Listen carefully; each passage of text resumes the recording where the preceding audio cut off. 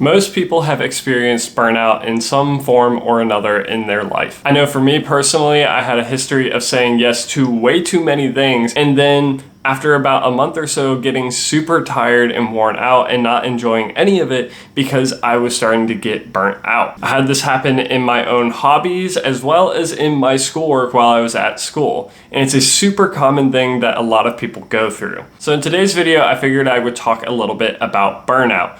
Things that I've learned about it, as well as ways that I've learned to help mitigate and prevent burnout in the future. If you're new to the channel, welcome. My name is Tyler Warlow and I go by The Mengineer. I make videos on how to improve your life through your confidence, capabilities, and overall happiness. So if I'm being completely honest with y'all, probably the first time that I experienced burnout was back when I was in high school. My high school only allowed you to start really taking AP classes once you got to your junior year. And I went from 0 to 3 AP classes, which was a huge increase in my workload. I hadn't really balanced so much work in the past, and it was a hard adjustment for me. I had a lot of nights where I stayed up till 2 to 3 in the morning to study material because I was struggling with my grades so much. I had multiple times where my dad would come home late from work as a bartender, come into my room and try to encourage me to get some sleep, which I, of course, never listened to him. This led to multiple times throughout the school year where I would have these mini breakdowns where I would just get so stressed out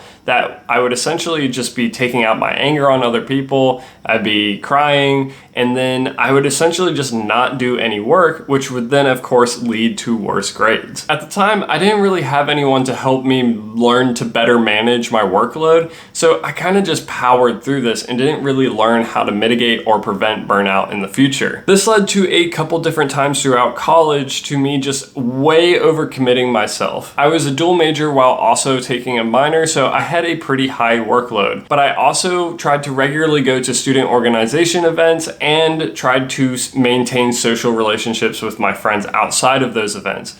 This typically led to me having something to do pretty much every single day of the week, and my schedule was constantly booked. Then when I started trying to work out, I had to start trying to get up at 5 o'clock in the morning to maintain that schedule, and I wasn't getting enough sleep. I was getting maybe 6 hours of sleep, and that, of course, led to another bout of burnout, where I essentially just crashed and burned and went into another bout of depression. Burnout is a pretty serious thing that a lot of people experience it, and they experience it to different degrees. There are some people who might only be affected for a couple of days, and just taking a break gets them back on the train again. But there's other people that have pushed themselves for so hard and for so long that when they finally do experience burnout, it's a major crash and burn, which can sometimes lead them to abandon their pursuits altogether. This even happens when people are pursuing things that they're happy or passionate about. Burnout is not just experienced by people who are forcing themselves to do things. You can overwork yourself even when you're doing things that you enjoy. If you're not taking time to do the things that actually recharge you, then you're eventually gonna lead to this burnout. Now, some of you might be saying, but if I enjoy what I do, how could it lead to burnout? You have to occasionally give yourself time to rest or get other types of stimulation outside of the thing you constantly enjoy doing. A lot of times when people really dive into something that they're passionate about, it's because they feel proud or get a good feeling from the work that they're doing.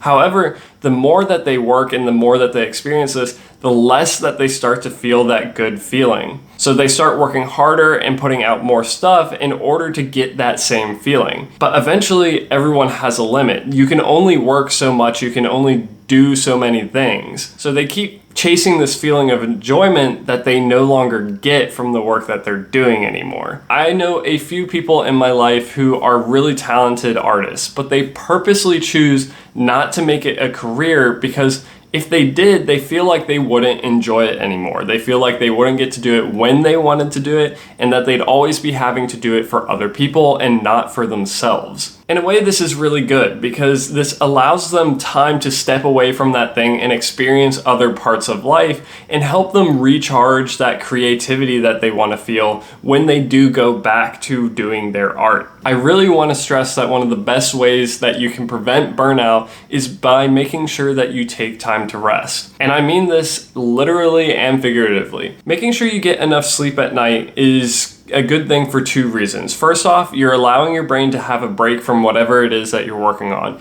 And secondly, you're giving your body time to heal and replenish its energy sources throughout the night. By having more energy, you'll more easily be able to tap into that passion or that creativity that you need that allows you to continue doing your work. If you're only getting a few hours of sleep every night and you're pushing through, even though you might be enjoying it, eventually you're gonna run out of energy and you're just gonna not be able to do it anymore.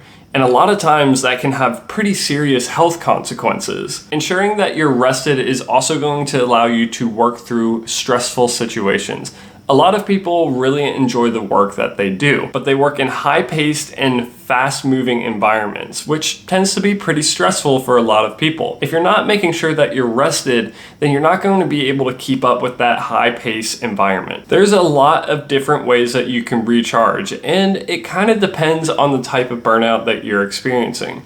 If you're the type of person who just dives really hard into work, some good ways to recharge might be taking some time to relax, put on your favorite show, go out with friends, or even go and exercise.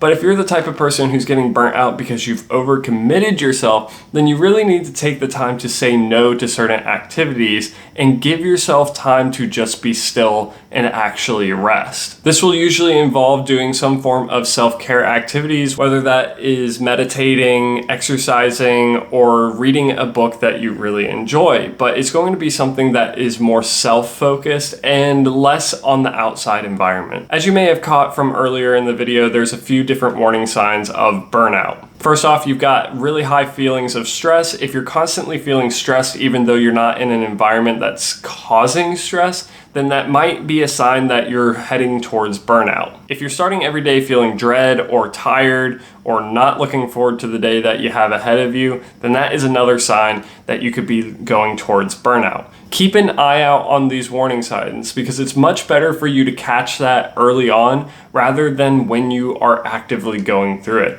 Once you're in burnout, it takes a lot more to recover from it and be able to go back to what you were doing before. Compared to if you catch it early on and give yourself time to recharge, you may still need to take a little bit of a break, but it'll allow you to come back in much faster. But that's going to be it from me for this video. If you found the information in it to be helpful or informative at all, please be sure to leave a like and subscribe to join me along in this self-improvement journey. If you have any of your own thoughts, ideas, or opinions, please be sure to let me know with a comment down below. If you're interested in more videos where I talk about health-related topics, be sure to check out this video right here where I talk about 5 tips to maintain a healthy relationship. If you're more interested in some of my most recent stuff, be sure to check out this video right here. But until the next time, this is the Mengineer, signing off.